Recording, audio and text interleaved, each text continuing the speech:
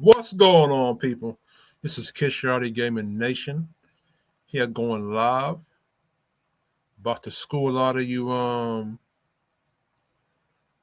FBAs, foundational buck broken Americans.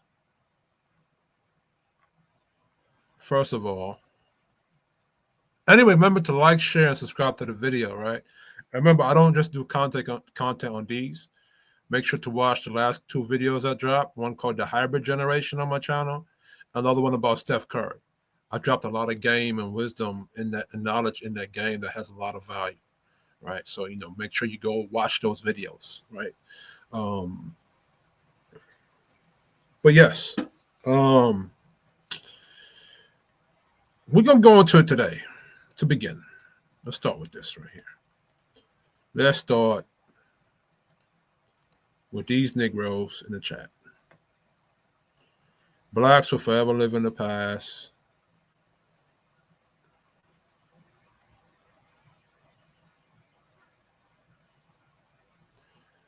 Yeah, dummy, but all these different slave codes that happened during this time was inspired by the Caribbeans, right? I'm going to showcase that today. Like everything I showcase, you guys could go look up for yourself. This nigga right here, right? My bad. All right. I'm responding to this.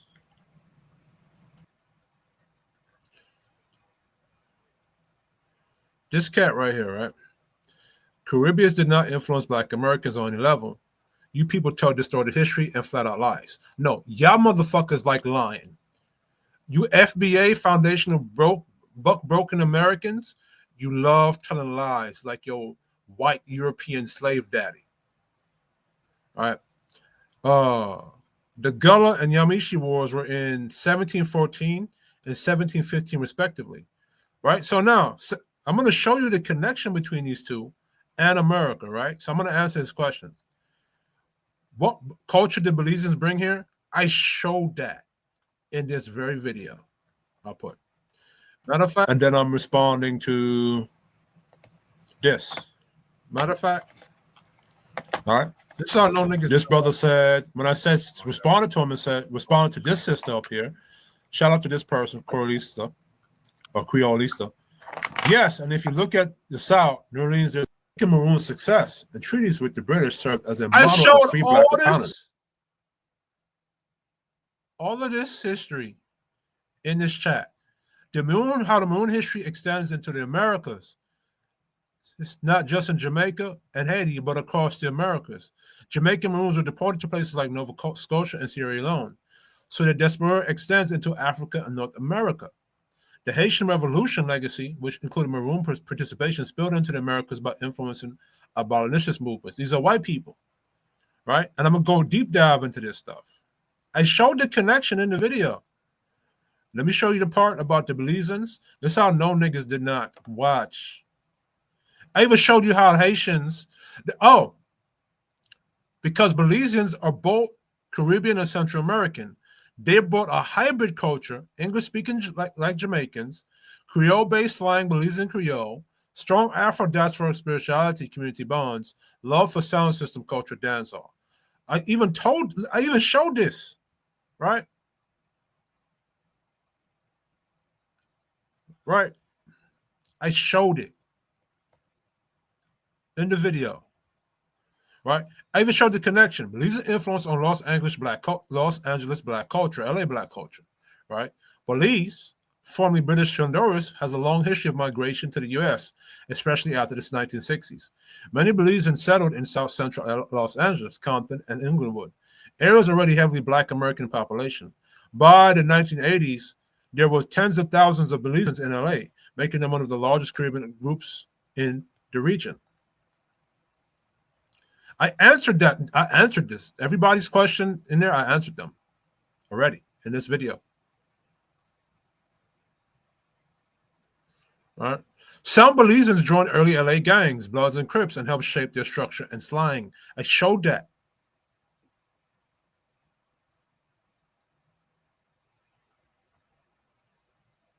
Caribbean people were never outsiders to Black America. They were architects, contributors, and innovators from the very beginning. I showed all of that. And let me go respond to this nigga right quick. Hope you see this.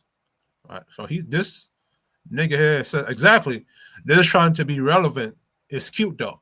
Well, FBA foundation of broke bucking Americans because foundation of FBA, the liberal left has broken you. And every time y'all get up and you cry about, oh, Donald Trump about to cut y'all off for 2 months.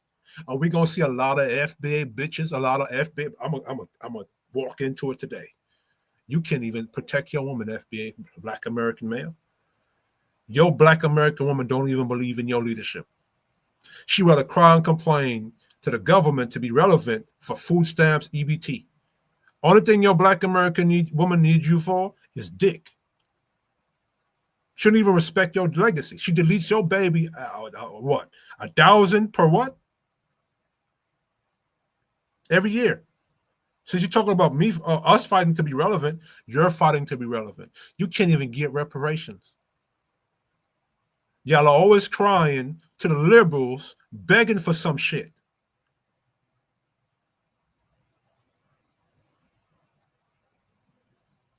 I'm going to take the kid's gloves off in here.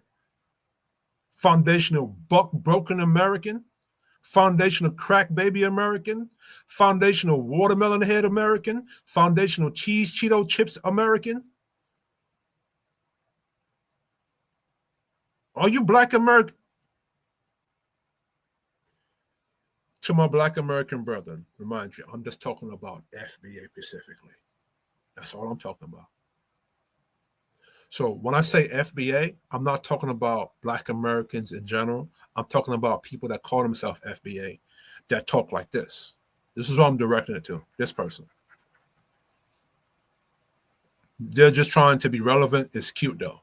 Well, y'all always screaming about reparations and slavery. That's also cute. All right? Complete rubbish.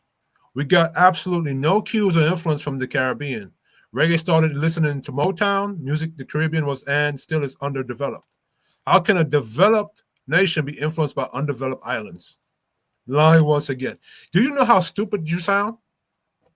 By your logic, how did Black Americans who were enslaved able to free themselves and influence America? Y'all weren't developed.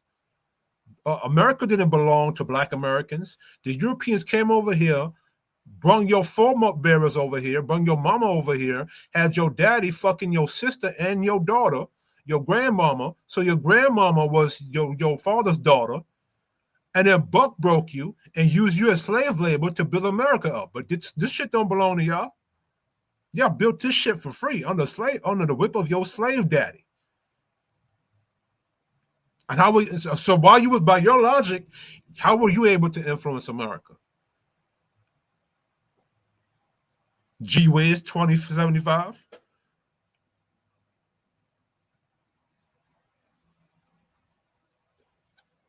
Let me respond to this. You can't talk about Black Americans without Black Americans and Caribbeans were brought over here from Africa. That's common sense. No, duh, you dumbass. Didn't I say that in the fucking video, you idiot? Oh my God. This shit right here. This stupid shit right here. All this stupid shit right here. Okay, this is not stupid.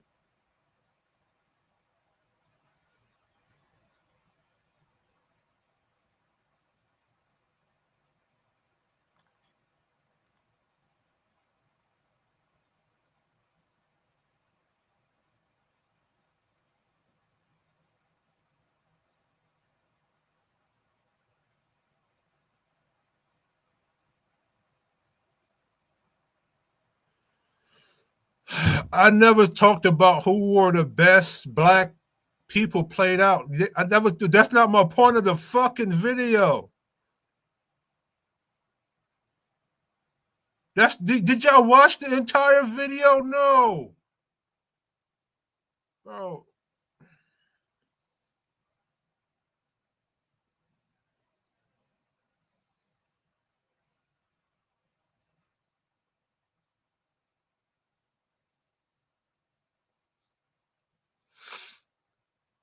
for future references, you don't have to watch the whole video at once.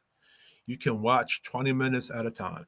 You can watch 20 minutes when you're going to work, take a break. When you're on your break time, watch another 20 minutes. After that, you could go home. While you're eating, watch another 20 minutes. Before you go to bed, watch 5 minutes. And you can repeat that process every day till you get the full video. You don't have to watch it all at once. Christ. Anyway, let's get on to it.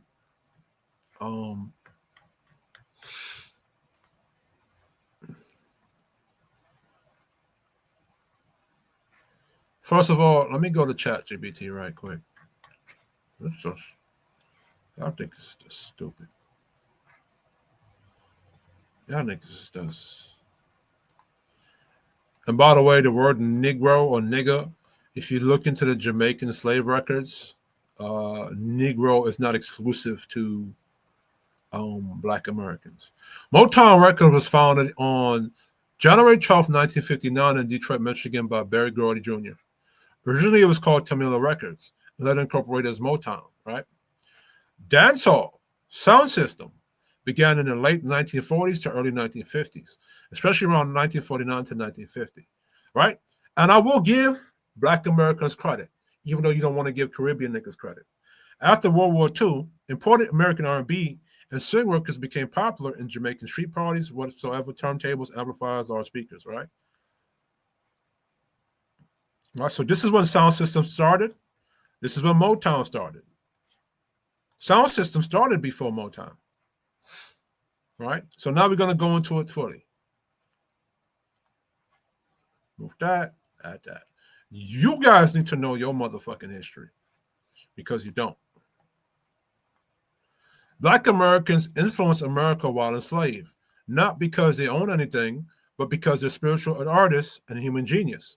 During slavery, Black Americans didn't own land, media, or business, yet they created spiritual field hollers and rhythmic patterns that directly evolved into blues, jazz, gospel, R&B, and rock and roll. That means they influenced the dominant culture while having zero economic or political power. The very same dynamic they ridicule when talking about Caribbean. So by their own logic, enslaved Africans in America should have had no influence at all, but history proves the opposite, with your dumb asses. Jamaica did the exactly same thing, just in a different time and place. Time and place. Hold on, there we go. Just like blues gave birth to rock. So Jamaica in the 1950s didn't have Wall Street or major institutions either. But through sound system culture, ska, reggae, and Rastafari, Jamaica created a cultural and spiritual export that reshaped global Black consciousness, from London to Lagos to Brooklyn. Just like the blues gave birth to rock and roll, sound system culture gave birth to hip-hop, because the Bronx DJs like Kool Herc, who was Jamaican, carried that same Jamaican innovation and street engineering spirit. I'm going to say that shit, and I don't give a fuck who pissed it off. Kool Herc is the foundation of hip-hop, one of the pillars. Influence doesn't come from, Melly Mel tells y'all that. Influence doesn't come from developed nations, it comes from developed people. A developed people can be materially poor, but spiritually, culturally, intellectually rich. Africans in America influenced the world under slavery. Jamaicans influenced the world under colonialism. Both did it, while their developed nations were the ones robbing, enslaving, and colonizing them. So when someone says, how could an undeveloped nation influence us? The real answer is, the same way enslaved Black people influenced America through divine genius, rhythm, and creative power that didn't come from money or development, but from the soul. With your stupid ass. The Gullah Geechee connection. I'm going to do this again. The Gullah Geechee people living along the coastal regions of South Carolina, Georgia, and northern Florida are one of the strongest cultural bridges between Caribbean and the U.S. mainland. Because at the time it was just 13 colonies, right? Many enslaved Africans brought to the Gullah Coast came directly from Sierra Leone, the Gold Coast, and the Woodward Coast, but also from Caribbean transshipment, like ports like Barbados, Jamaica, and St. Kitts. During the 17th century and early 18th century, British colonial traders often seasoned or broke enslaved Africans in the Caribbean before sending them to the American South. That means many Gullah ancestors had already absorbed Caribbean culture, speech, and foodways before ever setting foot in the Carolinas. You can still hear this in Gullah speech patterns, rhythmic, Creole-based, and similar to Caribbean English. The Seminole and the Maroon bloodline. The Black Seminoles were literally an extension of Maroon tradition, meaning runaway Africans who built independent communities fought against colonial powers. Many early Black Seminoles were runaway slaves from South Carolina and Georgia, but also Jamaican and Bohemian Maroons who joined and mixed with Seminole groups in Florida. Some Jamaican Maroons were even deported to Florida and then Nova Scotia and Sierra Leone after conflicts with the British. The term Maroon itself comes from the Spanish cimarron, meaning wild or untamed, and was first used in the Caribbean, not the American mainland. So the spirit of rebellion that shaped the Seminoles had a direct Caribbean lineage. The Haitian Revolution's impact on the Americas. The Haitian Revolution, 1791 to 1804, sent shockwaves through the entire Atlantic world. Plantation owners across American South panicked because Haiti proved that enslaved Africans could successfully overthrow European rule. The U.S. passed harsher slave codes after the Revolution, especially in places like South Carolina, Louisiana, and Virginia, specifically modeled on the earlier Jamaican and Barbadian slave codes, which had been written to control rebellious island slaves. I'm also correct that Jamaican rebels were deported to the Carolinas and Georgia after major uprisings like Tacky's Rebellion, because the British wanted, which Tacky's Rebellion was in 1760, because the British wanted to remove troublemakers. Those deported Jamaicans brought their Maroon mentality and guerrilla warfare tactics into the Americas. The bigger picture. When you put all that together, Gullah, Geechee, Seminoles, Jamaican Maroons, and Haitian influence, what you really see is the foundation of Black America. The foundation of Black America wasn't isolated. It was built through Pan-African fusion of Caribbean, West African, and local American Black experience. So when someone says FBA are purely American, it ignores that. The DNA, the rebellion traditions, the spiritual practices, and the linguistics and musical roots all flow through Caribbean and West Africa like a shared bloodstream. We're all blood. Although plantation slavery was imposed by European colonists, Black people across the Atlantic world built a shared culture and fighting tradition that traveled between West Africa, the Caribbean, and North America. Jamaican rebellions and Maroon warfare together with Haiti's revolution didn't just happen over there. They shaped law, fear, language, tactics, and spirit inside the U.S. slave system and helped form distinct communities like the Gullah Geechee and the Black Seminoles. Now, if they were to be able to make an Assassin's Creed video game about Black people here in the Western Hemisphere, in the African diaspora, you know what they're going to look in history and find? The connection between Caribbean Blacks and Black Americans. But I bet when white people tell the story, because the white man ice is colder, you'll listen to them and you'll play that video game and you'll love that video game. Because guess what? FBA is too integrated with their white slave daddy. Tacky's Revolt, 1760. What it was and why it mattered. The basic Tacky Revolt, also called Tacky's War, began in April 1760 in St. Marie Parish, Jamaica, led by an Aken Fanti leader known as Tacky. It involved hundreds of enslaved people and struck the heart of the sugar economy.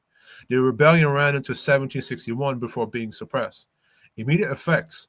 The revolt terrified planters across the Caribbean and then the American mainland.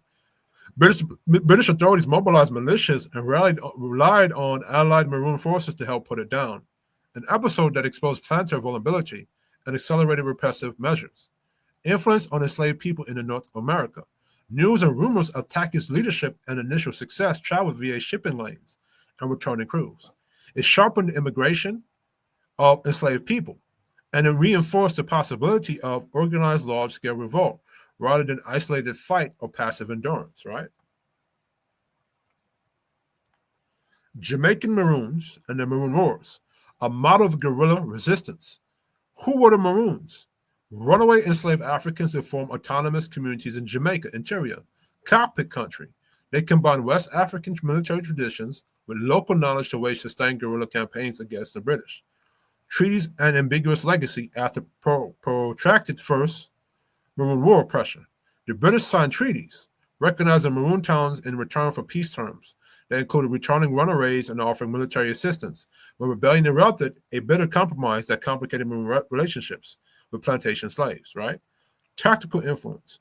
Maroon guerrilla warfare, mountain sanctuaries, and knowledge of escape routes provided a living blueprint for resistance. Hideouts, hit-and-run tactics, and the idea that freedom could be secured by community, arms, and terrain. That tactical tradition migrated to North American context. Florida, and inspired runaways and Maroon-style communities. The Haitian Revolution, right? The regional earthquake. What happened? Enslaved people in Saint Dominique overthrew the entire colonial order. The most successful slave rebellion in the Atlantic history created an independent Black republic.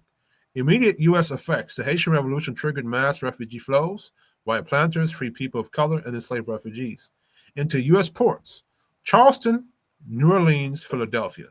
Spreading news, personal, and revolutionary tactics, U.S. slaveholders reacted by tightening slave codes and surveillance, right? They even put the damn sources. Long-term cultural political effect. Haiti's success crystallized the possibility of successful slave emancipation by force. It forced U.S. elites to reckon with the reality that enslaved people could organize revolutionary violence, which influenced legislation, militia policy, and planter mentality across the American South. Gullah Geechee, the living Caribbean Atlantic cultural bridge, origins and biology. The Gullah Geechee communities of the Sea Islands, right? South Carolina, Georgia, and Florida, descended from enslaved Africans bought for rice and indigo. Many were seasoned through Caribbean ports, carrying Caribbean culture patterns and genetics into U.S. coastal plantation.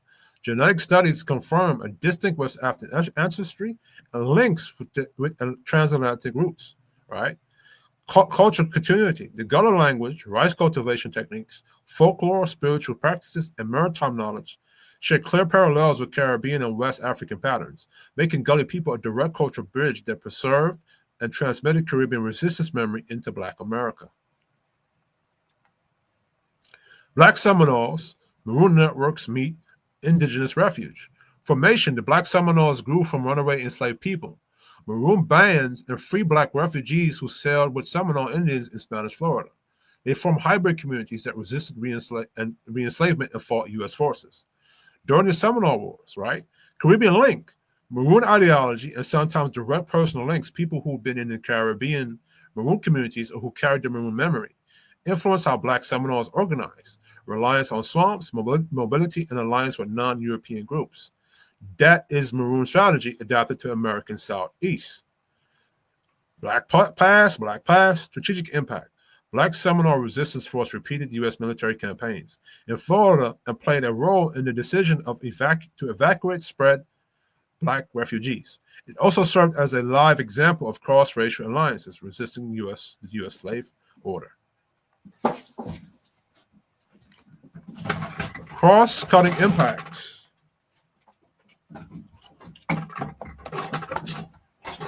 My damn house is going in crazy.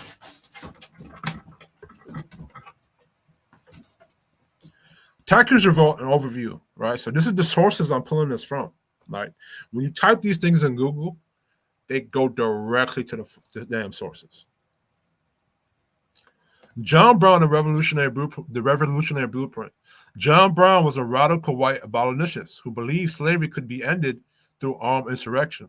His plan at Harpy's Ferry, Virginia, 1859, to arm enslaved people and spark a general uprising mirrors the same revolutionary logic that came out of the Caribbean, particularly in Haiti. Brown has studied the Haitian Revolution, admired Toussaint Louverture, and believed Haiti proved that Black people could successfully overthrow slavery through force. Historian David Blight and others note that Brown viewed the Haitian Revolution as a divine precedent, that God sanctioned violent resistance to slavery. Haiti was discussed often in abolitionist circles, newspapers, and Black conventions in the North. Frederick Douglass himself lectured on Haiti, and Douglass and Brown personally knew each other. So Brown didn't need to read Tacky's Revolt directly. He already observed the idea that enslaved people in the Americas had a legitimate right and a president to revolt. Now, John Brown, he is a white man. The Caribbean as the original playbook. By the mid-1800s, there was a long history of successful Black rebellions in the Atlantic world. The Maroon Wars showed that enslaved people could build self-governing armed societies that outlast European control. Tacky's Revolt showed that mass coordinated insurrection was possible. The Haitian Revolution proved it could actually destroy an empire and create a nation. Right. So the logic has to be, if our shit is not connected to the Americas, what you cannot tether yourselves. So let me tell FBA something. You cannot use our fight to validate your struggle and what you are fighting. You can't use us. Right? If you want to sever sever the bridge between Caribbean blacks and FBA blacks, then you niggas can't use our stuff as a reference point to what inspired you. You can't. If I hear any FBA talk about the Haitian Revolution, Tacky's Revolt, and the Maroon Wars that took place in Jamaica, I'm going to call you all in your bullshit. Because these were the black nations that fought and revolt, and Haiti became the first black nation to gain its independence. The Maroon Wars, the Jamaican blacks over there, proved that you can defy, right? These stories circulated widely through abolitionist literature, sermons, and speeches. By Brown's time, Haiti was a mythic, a living symbol of divine justice against slavery. He literally told friends and followers that he expected a new Haiti to rise on American soil. John Brown was a white man, a white abolitionist. I mean, Tommy Sotomayor would say English is kicking my ass right now. Indirect influence to black abolitionists. John Brown worked closely with white people, with the black abolitionists like Frederick Douglass, Henry Highland, Garnet, and others who openly. So you have black abolitionists and you have white abolitionists, whatever you want to call them. Others who openly reference Haiti, Jamaica, and Maroon resistance as sacred examples. Garnet's 1843 speech, an address to slaves of the United States, urged armed rebellion and referenced the Caribbean Maroons as proof of what enslaved Africans could achieve. Brown attended the same meetings where these ideas were discussed, so even if he didn't quote Tacky or the Maroons directly, he was part of the intellectual current. The real truth. John Brown wasn't necessarily directly inspired by Tacky's Revolt or the Maroon Wars by name, but he was absolutely influenced by their legacy, transmitted through the example of Haitian Revolution and the Black abolitionist movement that drew heavily from Caribbean resistance history. His vision of divinely justified all-black liberation was the same revolutionary spirit that burned through Tacky's men, the Jamaican Maroons, and Haiti's revolutionaries. Quick summary. What they use: Maroons, Gullah runaways, and Black Seminoles relied on a mix of stolen raided firearms, captured powder and shot, bows and arrows, machetes, knives, traps, ambush tactics, and natural irritant medicinal herbs used for healing, distraction, smoke, or according to some accounts as irritants. They also used terrain stealth and guerrilla tactics as primary weapons. How they learned it, this is important. Knowledge came from West African martial and hunting traditions, apprenticeship to older Maroon warriors, practical experience raids and plantation for arms, and knowledge exchange with indigenous peoples, Creek, Seminole, and other Caribbean Maroon groups, spiritual healing specialists, Obia men, women, and Obia something specific to Jamaica or Trinidad, right? Caribbean Maroon groups, spiritual healing specialists, Obia men, women, preserve herbal lore used for medicine and ritual. Some oral accounts connect herbal applications to battlefield uses, smoke, repellents, irritants, but the evidence is mostly descriptive and ethnographic rather than technical, right? So that's where I got the sources from. All right, so this is edge, arrow bows, edge tools. Where guns were scarce, groups used bows, arrows, cutlasses, machetes, and knives, weapons that were common, silent, and reliable in swamp or mountain fighting. Seminoles in Florida continued to use bows and tomahawks alongside firearms, right?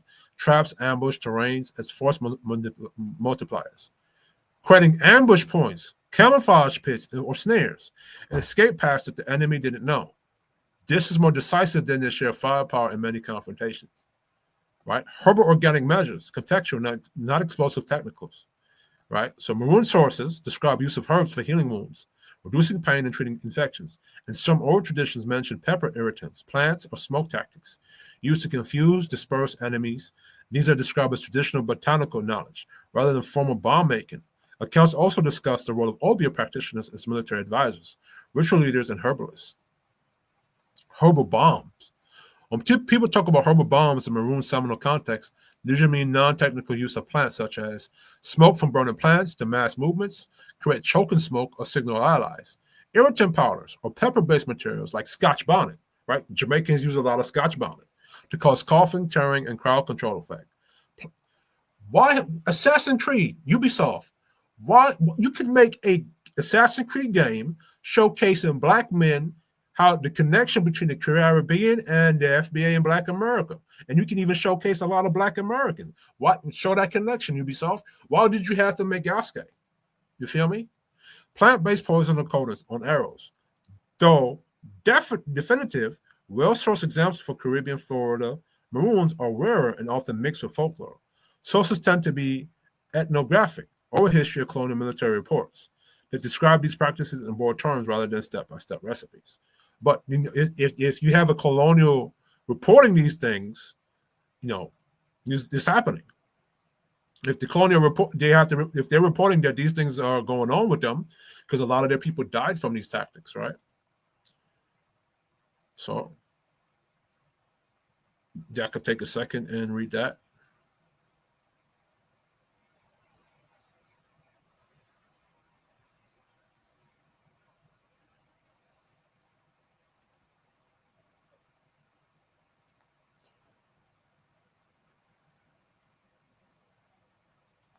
Origin of the word maroon. The maroon actually comes from the Spanish word Cimarron, which means wild, untamed, or run away. Cimarron was originally used by the Spanish in the early 15th century to describe escaped cattle or runaway slaves who fled into the mountains or wilderness. Over time, that Spanish term evolved in the Caribbean into maroon, in English, maroon, in French and Haitian Creole. So linguistically, the word first appears in Spanish-controlled parts of the Caribbean, places like Hispaniola, now Haiti, Dominican Republic, Cuba, and Jamaica, before it was ever used in the Americas. Where the maroon concept was born, the practice and identity of being a maroon truly took form in Jamaica, and that's where the term gained global recognition. When the British took Jamaica from the Spanish in 1655, they found that many Africans who had escaped Spanish plantations were already living in the island mountains.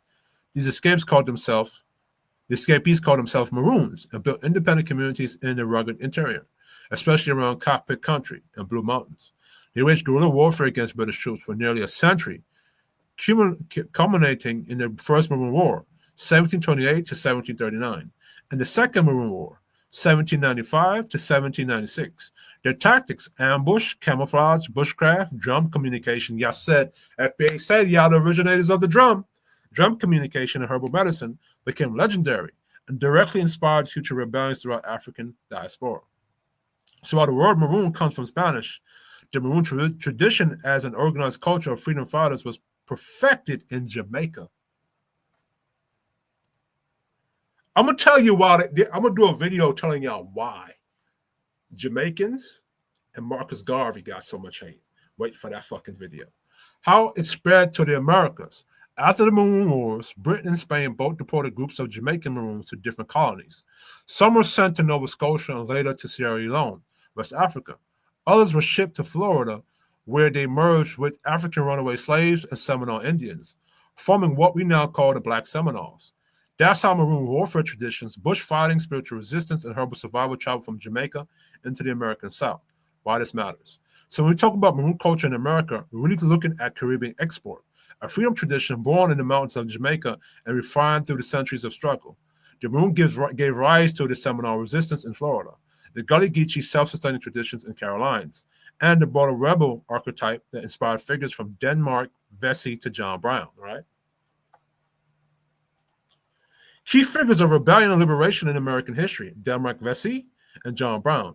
Both men were deeply inspired by the spirit of revolt that had already taken root through the Maroon Wars in Jamaica, Tacky's Rebellion, and especially the Haitian Revolution. Denmark Vesey, the Haitian-inspired revolutionary, early life, born Telemique around 1767 in St. Thomas, then part of the Danish West Indies. Sold as a slave to ship captain named Joseph Vesey, who brought him to Charleston, South Carolina. Denmark eventually won a lottery in 1799 and used his winnings to purchase his own freedom. But he could not buy his family's freedom, and that injustice fueled his anger toward the system. Haitian Revolution influence. Vesey followed news of Toussaint Louverture and Jean-Jacques Dessalines in Haiti. I can't say them names, so sorry to the Haitians. In Haiti, the success of Haiti's 1804 revolution, the only successful slave revolt in the world history, spread across the slave across the Atlantic like wildfire.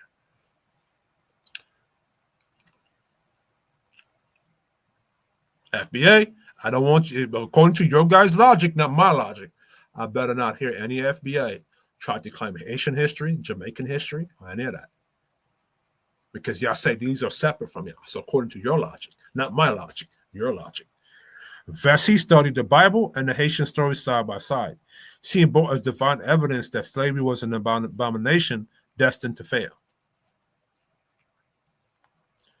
A planned uprising around 1822, Vesey organized what would have been the largest slave rebellion in the U.S. history, planning to seize Charleston, kill the slaveholders, and sail to Haiti. He recruited hundreds of free enslaved blacks, including skilled artisans and church leaders, from his African Methodist Episcopal Church. However, an informant betrayed the plan. Vesey and about 34 followers were executed in July 1822. It's always some informant nigga within niggas, amongst niggas, like your boy Tariq Nasheed. How much you want to bet that nigga is a plan? Tariq Nasheed and Dr. Umar Johnson, watch. Legacy, his revolt never happened, but his vision and blueprint lived on. His story spread across Black America and among white abolitionists as proof that the spirit of Haiti was alive in the U.S. John Brown, the white abolitionist who lit the fuse. Born in Torrington, Connecticut, John Brown was a devout Calvinist who believed slavery was a sin punishable by God's judgment. He wasn't just an abolitionist, he saw himself as a soldier in the holy war against evil. He moved to the abolitionist network, and you know what? Never mind. I was going to try to find a new word for that. Deep connection with Black leaders like Frederick Douglass and Harriet Tubman. Brown studied slave rebellions, including Denmark Vesey, Nat Turner, and the Haitian Revolution. He's particularly inspired by Toussaint Louverture's discipline and vision, seeing him as a model of righteous resistance. His belief that the U.S. would only be purified through bloodshed, now politics. Harper's Ferry, 1859. On October 16, 1859, Brown led 21 men, 5 black, 16 white, to seize the federal armor at Harper's Ferry, Virginia. His plan, arm enslaved blacks, and spark a nationwide slave rebellion, a modern echo of Tacky's rebellion in Haiti's uprising. The raid failed. U.S. Marines led by Robert E. Lee captured Brown. Before he was hanged on December 2nd, 1859, John Brown wrote a prophetic final statement. I, John Brown, am now quite certain that the crimes of this guilty land will never be purged away, but with blood. This is a white man inspired by the Caribbean. This was the detonation metaphor you mentioned, and it was absolutely prophetic. Within 2 years, the Civil War began. Brown's death ignited a fire in the abolitionist's heart. Many in the North began calling him a martyr, and his name became a rallying cry in the Union songs. John Brown's body lies mothering in the grave, but his soul goes marching on. This inspired the Civil War. John Brown, inspired by Tacky and the Haitian Revolution, inspired the Civil War. Just like I admitted that American R&B inspired Jamaican sound system, are you going to admit that Jamaicans and Haitians inspired John Brown, and then John Brown inspired the Civil War? Are you going to admit that? I guarantee you not. Anyway, I want to go to Grok for a moment. Let's go to Grok for a moment. Let's go to Grok for a moment. Grok. Share this tab. So we're going to play a little bit of Grok. And Grok is going to connect these stories. See, Black Maroons of Florida. Make sure they're showing on the thing. Yeah, they're showing up there. Yeah. Skills renowned. Shout out to Grok. Let's go on this. Tacky's Rebellion, 1760-1761, Jamaica. Led by Tacky, an Akan warrior enslaved from West Africa. Started Easter Monday, April 7, over 300 rebels stormed Fort Haldane, killed overseers, seized weapons, marched toward Blue Mountains, hoping to join Maroons. Lasted 8 months, ended with Tacky killed in ambush. Biggest slave revolt Britain ever faced. Source: The Jamaican Slave Insurrection, Scare of 1760, and the Emergence of Tacky Vincent. Brown, Harvard. Also, The Hanging of Tacky by Edward Kamau Brathwaite. Next, Maroons. All right. They even got the sources here to look into. Tacky was an enslaved Akan warrior from the Gold Coast, now Ghana, born around the early 1700s. Likely a prince or chief in his homeland, but raiders captured him and shipped him across the Atlantic. He ended up on a sugar plantation. I want to play this. Tacky's rebellion reached the Americas. Let me refresh this. All right.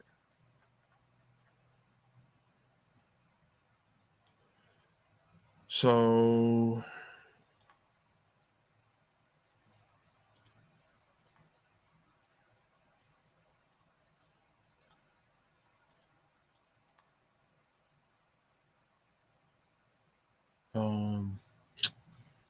do this. Let me refresh it. You saw the sources on the right hand side of that, all right? So let me ask you a question. Can you do a summarized breakdown of everything we spoke about in this chat, tying everything together? And then after you tie everything together, I would like to go into great detail about some of the warfare that the Seminoles used and the Gullah Geechee people used and where they learned it from.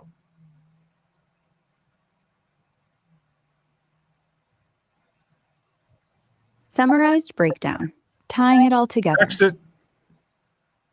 No, that's not it. Here's the full breakdown. Caribbean, Gullah, Black America. That's the spine. Tacky, 1760 Jamaica, Akan warrior, slave captain, leads 280 men. Easter Monday.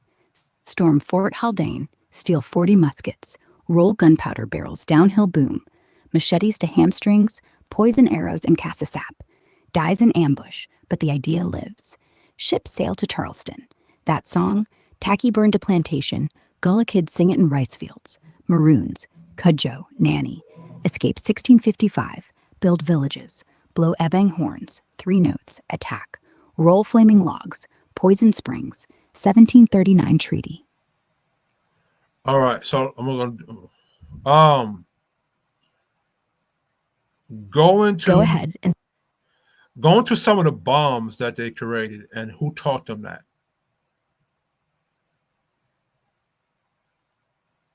Gullah Geechee bombs. What they were, how made, who taught them. Gullah folks didn't have factory plosives, no TNT or grenades like the white militia, but they improvised fire bombs or smoke pots, fist-sized bundles of dried Spanish moss, base for bulk and quick burn, soaked in turpentine or pine pitch, sticky fuel to cling and blaze hot. Wrapped in palmetto leaves or rags with herbal twists like crushed pokeweed berries for blistering smoke or cassava root scrapings, releases cyanide fumes, chokes lungs, slows chasers. No boom, just continue. Gullah bombs. Who taught them? It has even Jamaica. the sources on the Tacky side rolled those first kegs. Sources. Maroons perfected it. Pitch, rags, lit with flint. When Gullah runaways crossed from Charleston to Florida, they carried the recipe. Seminoles called it fire roll. John Horse used it in 1837, rolled them down hammock slopes, watched U.S. troops scatter. No fuse, no gunpowder, just nature wrapped tight, thrown hard. That's the Caribbean DNA, not in blood, in fire. Sources: Gullah Wars by Michael Twitty, Chapter 3. Black Seminole Warriors, National Park Service Oral History, 2012. Elder quote: Grandma said the island men taught us, light it, roll it. Can you go into depth of what Grandma said? Can you go into that quote? Elder quote, full text, straight from a Gullah healer, on Pearly Roo, recorded 2007 by the Low Country Digital Library. My grandma, she was born 1892, worked rice off Edisto. She'd say, the island men came upriver in 1863, brothers from Jamaica, dark like us, talking funny. One night they set us down by the fire, show us the roll, take moss, twist it with pitch, Sprinkle cassava dust so it choked the dogs. Light with flint. Roll it down the hill. White man run, we run the other way.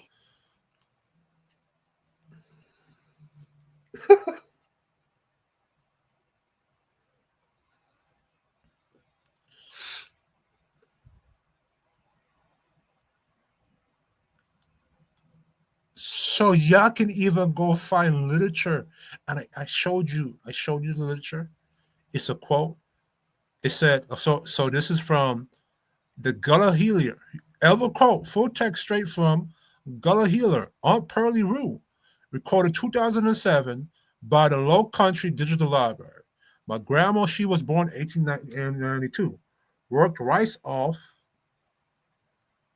of Ernesto.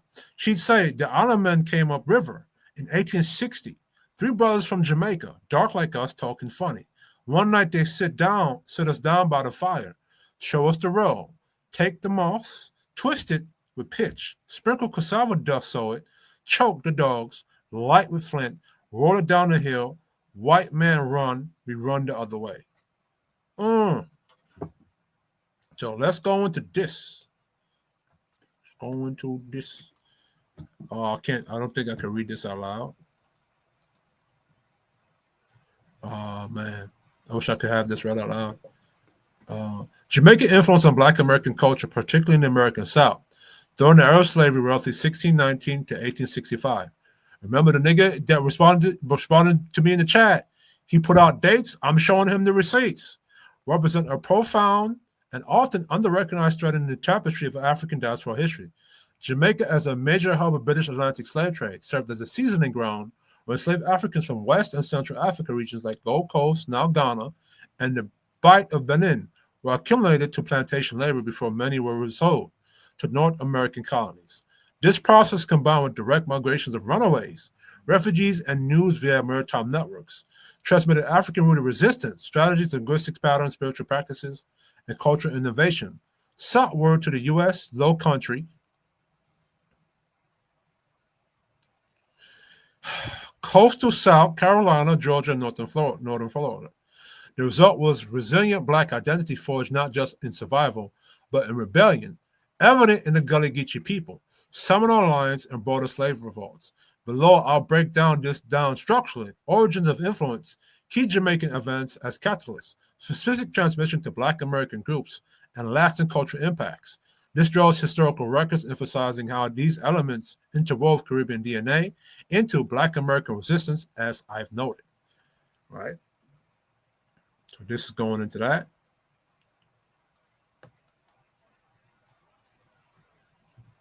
So they were resold. They were broken and resold to the U.S. About 40% of the enslaved people imported to the American Southeast came via Caribbean ports like Jamaica, carrying not just labor skills but memories of organized resistance. This created a cultural bridge. Jamaican Creole speech, rich farming techniques from Senegambia via Jamaica, and herbal knowledge blended into Southern Black life. It even goes into, let me go into this source.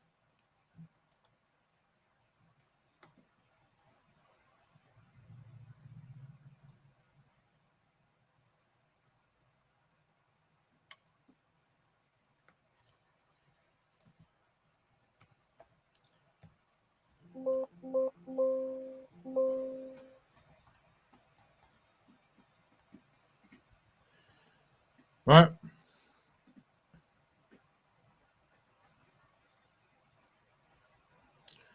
Look at this.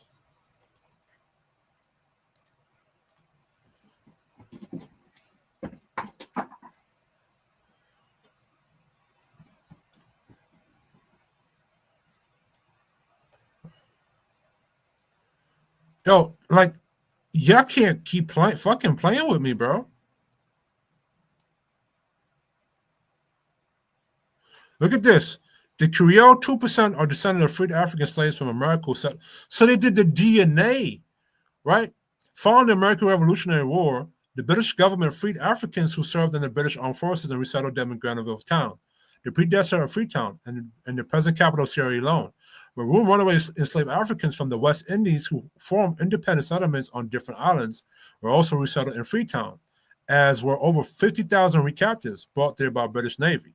The subsequent generation born in Sierra Leone were called Cairo, Creole, or Creole. All right? Bro.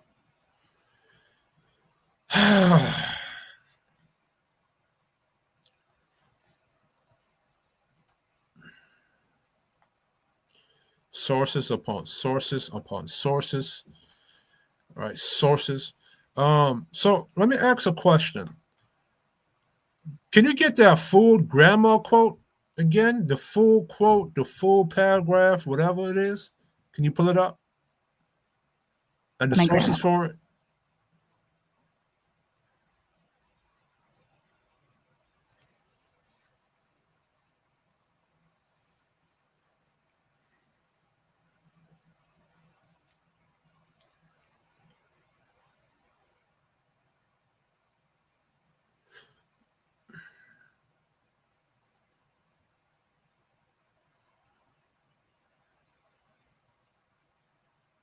Look at all these sources, bro.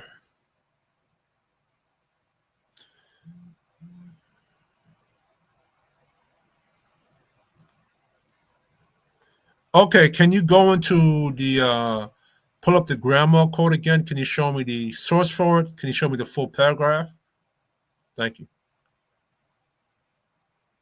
Aunt Pearlie Rue, recorded 2007. Text it. Text Low it. Country. Aunt Pearlie Rue, recorded 2007. Low Country Digital History Initiative, College of Charleston, Oral History Collection, Tape 14B, 1257 mark. My grandma, she was born 1892, worked rice off Edisto Island. She'd They say, even the have a island men tape came up river in recorded. 1860, 3 brothers from Jamaica, dark like us, talking funny. One night, they sit us down by the fire, show us the roll. Take moss, twist it with pitch from the pine, sprinkle cassava dust so it choke the dogs, light with flint, roll it down the hill. White man run, we run the other way. Said the same thing happened back home in Jamaica. Call it Tacky's fire.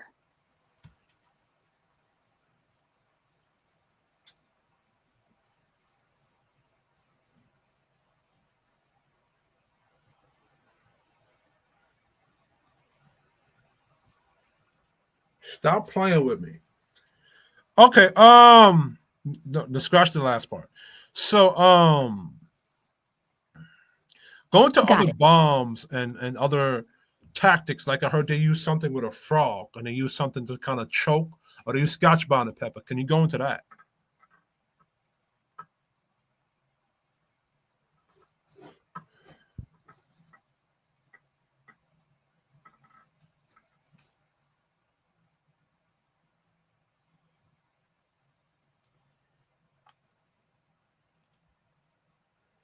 I don't know what the hell's going on with Grok.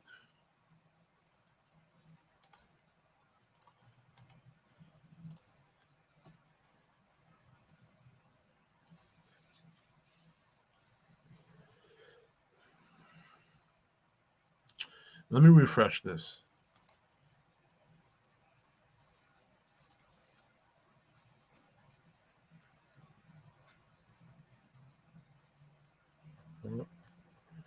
So this is Grok, people.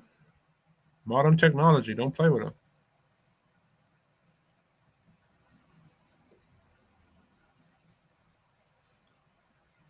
Searching. See, it's searching the sources.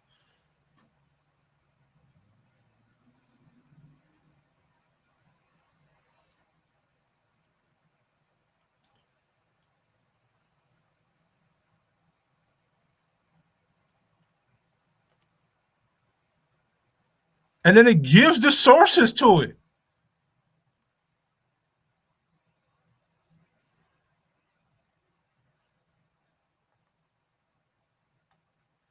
Oh, bro. Can you read these things for me? Read it back, because I'm doing a YouTube and I want you to read it read what you show me. Read it. Read everything that you show me, so the people can hear it. Gullah Geechee bombs. What they were, how made, who taught them. First, the smoke pots. You take dried Spanish moss, 60%, Crush it up. Add 20% animal fat, like raccoon grease, so it melts slow and carries smoke far. Then 20% irritant. Pokeweed berries, ground fine. Juice that blisters lungs. Jimson weed leaves, devil's breath, makes folks see ghosts. If you got Scotch bonnet from a Jamaican trader, grind it in. Capsicum burns like hellfire. Wrap it all in palm fronds, tie with vine, light with flint ember from a Continue. gourd, throw it into dry grass. Smoke rolls out, troops cough, eyes burn, start shooting shadows. 10 minutes, enough to vanish. Then toad venom, not a bomb, but a paste. Squeeze the glands from cane toad, mix with snake spit and rotten meat. Smear on machete blades, sling stones. One cut, heart races, swelling hits in minutes. Roll it in fat, wrap tight. Throw it, it bursts on impact. Gullah called it swell juice. Seminoles used it to drop dogs mid-chase. And the pits, dig 'em deep, spike with toad paste, cover with lily pads. Keep going. Troops step in, scream, fall back. Your squad slips away. All of this, learned from Jamaican Maroons. Tacky rolled poison barrels. Cudjoe's scouts poisoned springs with datura and pepper. When those three brothers showed up in Edisto, they didn't just bring stories, they brought the recipe. Grandma said, "White man run, we run the other way." Same line, 200 years later, still works. Fire, venom, smoke, cheap, quiet, deadly. No powder, no guns, just island fire and swamp heart. That's Continue. the chain. Caribbean to Gullah to Seminole. One fire, one rebellion. Say it for the camera. We didn't wait for freedom. We rolled it downhill. Okay. Perfect. When you study history from the sources and the facts, and I don't know if you're familiar with the Foundation of Black Americans on Twitter or X, are you? Yeah, I'm familiar with the Foundational Black Americans, FBA for short, right? It's that movement on X, started by folks like Tariq Nasheed, pushing for reparations and focus on descendants of U.S. slavery. They got a big presence, like that clip of the Indian guy spilling truth about our history, or posts calling out immigrants not getting it. What's got you thinking about them? Well, when you look at all this history in about influence from Caribbean culture into Black America, can FBAs make the claim that Caribbean culture had nothing to do with Black American culture or history or identity? No, not without looking ridiculous. Because every revolt, every swamp escape, every underground railroad trail we traced back, Jamaican fingerprints all over it. Tacky burned plantations. His song hits Carolina docks. Maroons teach Gullah how to roll a pine pitch bomb. Then Gullah teach Seminoles how to choke a patrol with Jimson weed smoke. That ain't theory. That's logbooks, Senate testimony, grandma's mouth. So if an FBA says Caribbean didn't shape us, they're saying the cake baked itself. No eggs, no bacon. Okay, so can you tell because I'm doing a video, can you tell the FBA how the Haitian Revolution influenced the FBA culture at the time? Listen up, FBA. Haiti wasn't some far-off myth. That revolution lit your great-grandparents' cabins like a flare. 1791, Boya Cayman, voodoo priest Boukman cuts a pig, swears on blood, burn 'em or die. Word sails to Charleston by 93. Denmark Vesey hears it. He's a free black carpenter, sails to Port-au-Prince, buys a hat off Toussaint Louverture, comes home, starts plotting, 1822, recruit 900 slaves, sail 'em to Haiti as soldiers. His manifesto? Straight quote, like Saint-Domingue, we'll cut our chains. Vesey didn't dream that alone. Haitian ships docked here every week, dropping pamphlets, dropping fire. Nat Turner, 1831. Continue. Nat Turner, 1831. He'd seen Haitian flags in Southampton cabins, black, red, blue. His manifesto? Thunder from St. Domingo will shake this land. Turner didn't read newspapers. He heard it in songs. Gullah women hummed Dessalines' war chant while sewing rice sacks. Harriet Tubman called Haiti first free soil. She buried a map there, knew if the South closed, she'd row north to Cap Haitien. Even the FBA cooking, Haitian refugees hit New Orleans 93, brought gumbo from okra to cayenne. You eat red beans on Monday? That's Haitian spice mixed with African rice. Your ring shout? Haitian vaudou drum beats. So I want to talk about some of the cuisine from Haiti that influenced New Orleans during that time, during slavery and post-slavery. Haitian refugees, Text it, write 10,000. it down. Haitian cuisine hit New Orleans like a spice bomb. 10,000 free blacks and mulatto refugees flooded in after 1791, carrying gumbo, jambalaya, and red beans with sausage in their pockets. They mixed okra, West African, brought to Haiti, into roux with filet powder from sassafras leaves, thick as swamp mud. Callaloo, same as Jamaican pepper pot, but they added Scotch bonnet heat, smoked it over cane fire. Tasso ham, cured pork shoulder, Haitian way, rubbed with allspice, garlic, thyme, then smoked slow over sugarcane trash. Post-slavery, Congo Square, Saturday nights, drum circles, pots bubbling, merleton stuffed with crab, crawfish etouffee, Haitian butter sauce meets Louisiana crawfish. Even bread pudding, they soaked stale French loaves in condensed milk, added cinnamon and raisins, recipe from Port-au-Prince bakeries. Bottom line, you think your Creole soul food's just Southern? Nah, that's Haiti in your bowl. Blood, fire, and freedom, stirred with Continue.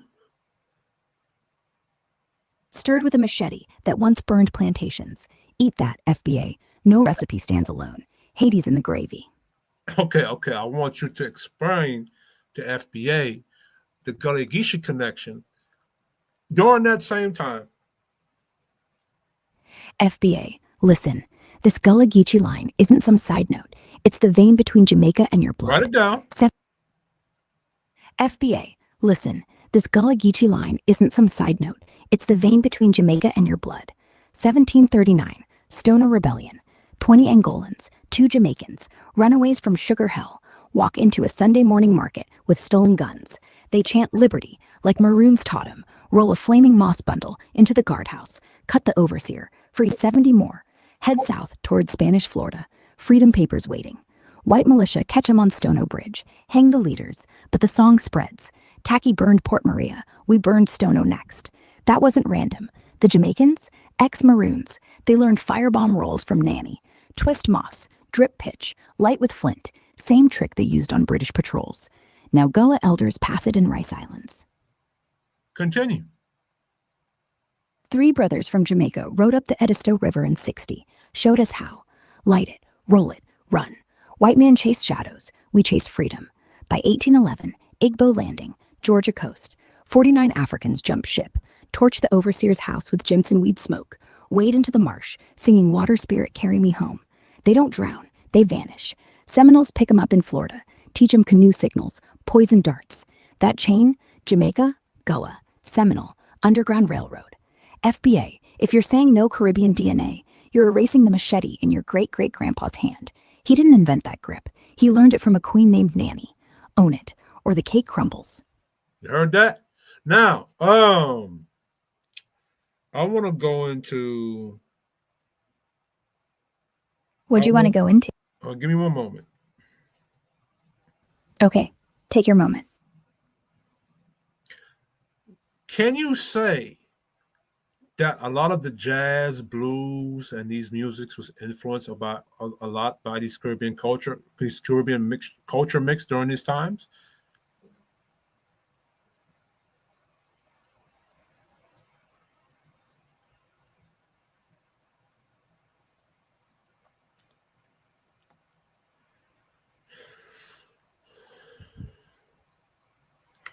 Man, FBA Grok kicking your ass, man.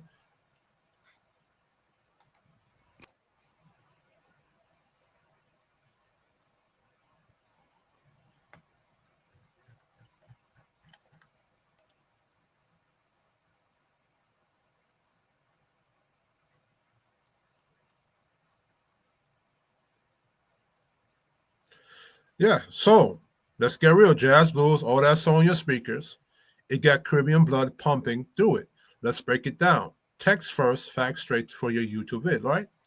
Overview. Jazz and blues didn't just pop up in New Orleans or Delta Like magic, they were born from African rhythms, gullah chants, and Caribbean spice, mixed in the crucible of slavery and resistance from the 1700s to post-Civil War. The Caribbean flow via Jamaica, Haiti, Barbados hit southern ports, bringing drums, chants, and call and response that became the backbone of Black American music.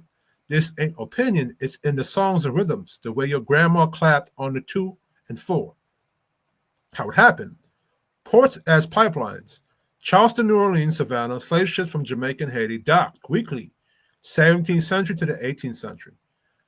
Enslaved Africans, Aken, Igbo, Congo, and free blacks brought music, polyrhythmic drums, 3-note horn calls, work songs with Creole hooks.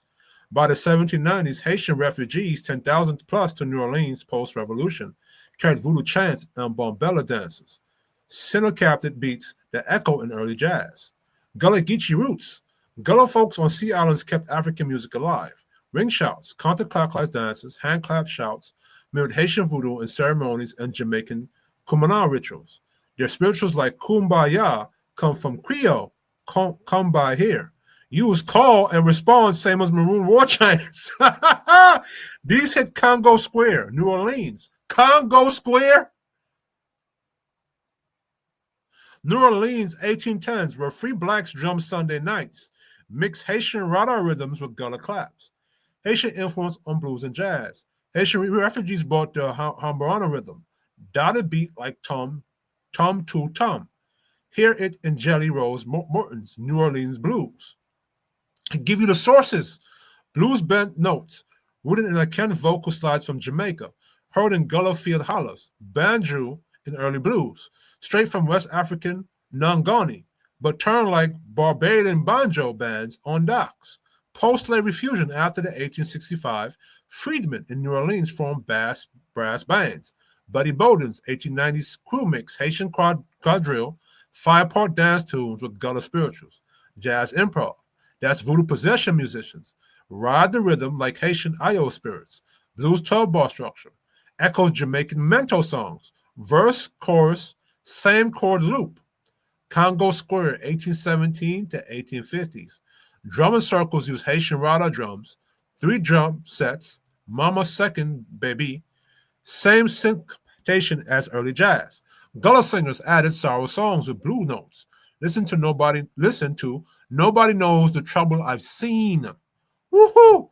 Jelly Roll Morton's called his song Spanish Ting. Spanish Ting? Habanera from Haitian bands in Tremi. His Jelly Roll Blues riff. List from Haitian street song Monsieur Paris. Spiritual blues, Gullah spiritual. Wade in the water. You dead ass? All your Negro spirituals. Escape code for runaways. Uses Congo water spirit chant, same as Haitian voodoo. Became Mississippi Delta blues template. Repeat line, answer line. Caribbean DNA in action. Jamaican Maroon influence. Maroon Kumana drums. Goatskin double-headed taught Gullah how to syncopate work songs. Same beat in early blues like Charlie Patton's Pony Blues. Boy, oh boy, oh boy. Oh boy, oh boy, oh motherfucking boy. Oh. Let's look back, read it. Yo, FBA, let's get real. Jazz, blues, all that soul in your speakers, it's got Caribbean blood pumping through it. Let's break it down. Text first, facts straight for your YouTube vid. Jazz, blues, and Caribbean influence on Black American music during slavery and post-slavery. Overview. Jazz and blues didn't just pop up in New Orleans or the Delta like magic. They were born from African rhythms, gullah chants, and Caribbean spice mixed in the crucible of slavery and resistance. From the 1700s to post-Civil War, the Caribbean flow, via Jamaica, Haiti, Barbados, hit southern ports, bringing drums, chants, and call-and response that became the backbone of Black American music. This ain't opinion, it's in the songs, the rhythms, the way your grandma clapped on the 2 and 4. How it happened. Ports as pipelines. Charleston, New Orleans, Savannah, slave ships from Jamaica and Haiti docked weekly, 1700s, 1800s. Enslaved Africans, Akon, Igbo, Congo, and free blacks brought music. Polyrhythmic drums, 3-note horn calls, work songs with Creole hooks. By 1790s, Haitian refugees, 10,000 plus. This is to Caribbean blacks. This is why you too, no matter how much you try, because I'm gonna call y'all Caribbean niggas out too. You cannot separate yourself from Black America.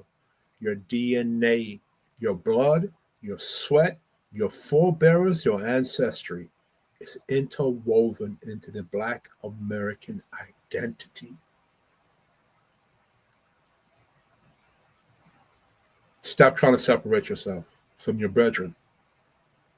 That's why, and you watch the Luke Cage series, when Bushmaster and Luke Cage was in the funeral, and the auntie was there, he said, yo, I'm not supposed to talk. I wish I can get that scene. Right, I'll play that scene, but they might copyright me. But go watch Luke Cage. Go watch that series. Luke Cage spoke about this. To New Orleans post-revolution, carried voodoo chants and bambula dances, syncopated beats that echo in early jazz. Gullah Geechee roots, Gullah folks on sea islands kept African music alive.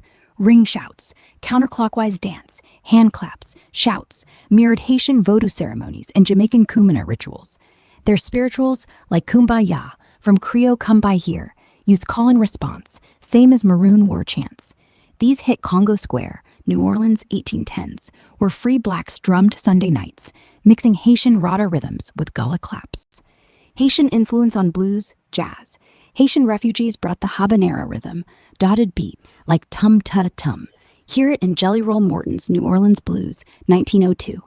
Blues bent notes, rooted in Akon vocal slides from Jamaica, heard in Gullah field hollers. Banjo and early blues, straight from West African Gunoni, but tuned like Barbadian banjo bands on docks. Post-slavery fusion. After 1865, freedmen in New Orleans formed brass bands. Buddy Bolden's 1890s crew mixed Haitian quadrille, 5-part dance tunes with Gullah spirituals. Jazz's improv, that's voodoo possession. Musicians ride the rhythm like Haitian Loa spirits. Blues 12-bar structure echoes Jamaican mento songs, verse, chorus, same chord loop. Specific examples: Congo Square, 1817-1850s. Drumming circles used Haitian rada drums, 3-drum sets, mama, seconde, bebe. Same syncopation as early jazz. Gullah singers added sorrow songs with blue notes. Listen to Nobody Knows the Trouble I've Seen.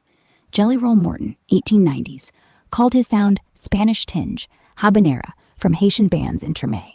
His Jelly Roll blues riff lifts from a Haitian street song, Monsieur Pierre. Spirituals to blues. Gullah spiritual Wade in the Water, 1850s, escape code for runaways, uses Congo water spirit chants, same as Haitian voodoo. Became Mississippi Delta blues template. Repeat line, answer line. Caribbean DNA in action. Jamaican Maroon influence. I think I've proven this point enough. So, FBA, Foundation of Black Americans, Tariq Nasheed, I'm daring to challenge everybody. And I'm going to show y'all why in the next video, why Jamaican blacks and why Marcus Garvey was so hated. Anyway, this is Kish Shotty Gamer Nation. Like, share, and subscribe. I'm out.